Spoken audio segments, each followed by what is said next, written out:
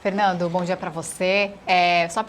Queria que você complementasse aí a sua resposta em relação aos investidores que têm negócios fora do país, né? Como é que eles devem se proteger em relação a isso, caso um ataque cibernético, né? Principalmente os investidores brasileiros.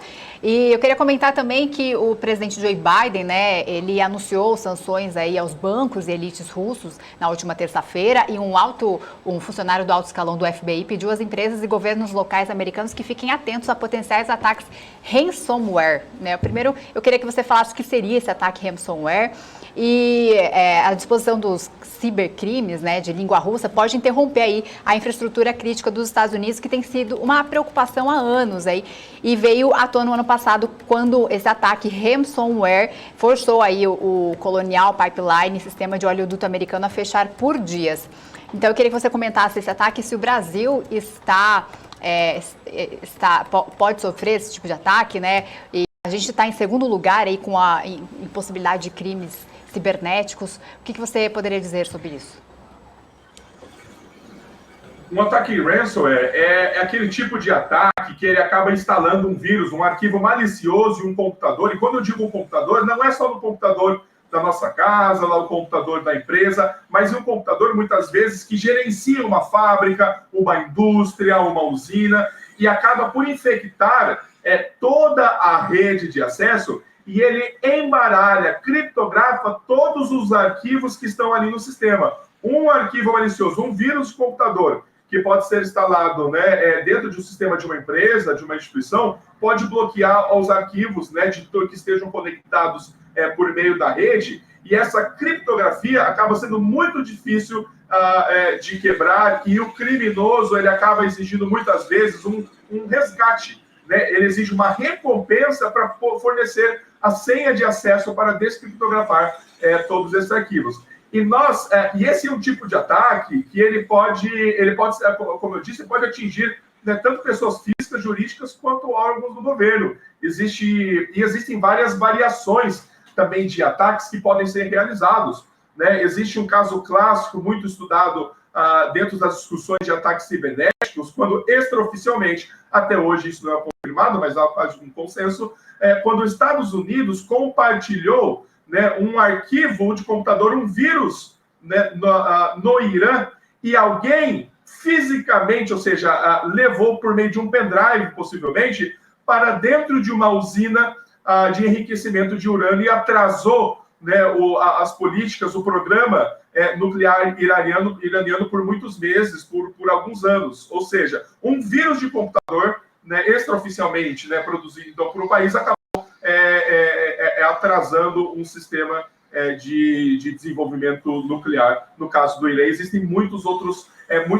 exemplos nesse caso. Então, o ransomware ele pode atacar, essa preocupação ela tem que vir para todos nós. Não somente é possível, como há ondas de ataques desse tipo de arquivo malicioso, e aqui no Brasil nós tivemos várias dessas ondas. Precisamos estar com os sistemas muito bem protegidos, porque uma pessoa que faça o download, por exemplo, né, de um arquivo malicioso no computador, pode bloquear todos os processos, toda a fabricação de uma indústria, de uma usina. Então, é muito perigoso e temos que ter um alerta. E, de fato, o FBI, ele sabe, e isso não serve só lá para os Estados Unidos, não. Fazendo um gancho com as outras considerações que são importantes, que estamos conversando, ou seja, as empresas multinacionais, elas acabam sendo alvos de ataques também, inclusive as que estão no Brasil. É muito comum, em casos como esse, quando há uma disputa política, quando há uma disputa militar, grupos extraoficiais do governo, ou seja, o governo ele não vai assumir que tem esses grupos extraoficiais do governo, assim como ativistas sociais cibernéticos, né, nacionalistas, não ligados diretamente aos governos,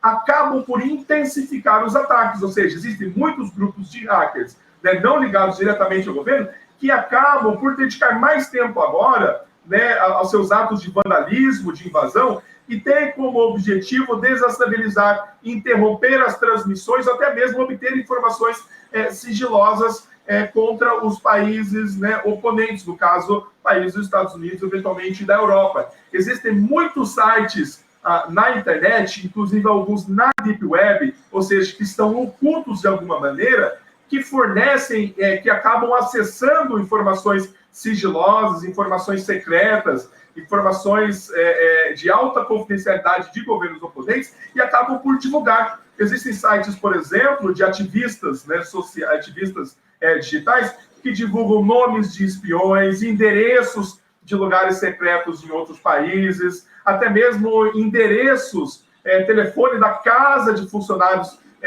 de outros governos, tudo isso para causar, né, uma ameaça não só cibernética, mas moral também, né, e impor uma ameaça moral por meio desses ataques cibernéticos. Existe um outro parênteses também, a Rússia, ela é reconhecida no mundo todo como um país que investe bastante em tecnologia para realizar procedimentos de defesa e de ataque cibernético, e utilizar a internet para diversos propósitos, como, por exemplo, manipular a opinião de uma população no momento de uma eleição.